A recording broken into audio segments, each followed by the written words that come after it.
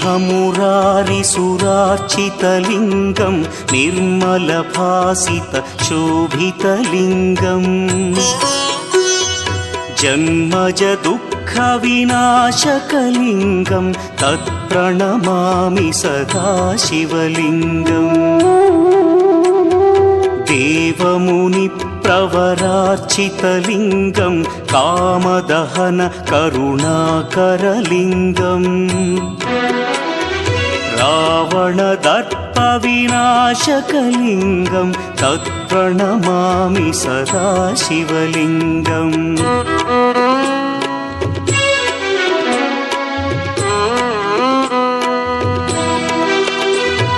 सर्वसुगन्धसुलेपितलिङ्गं बुद्धिविवर्धनकारणलिङ्गं सिद्धसुरासुरवन्दितलिङ्गम्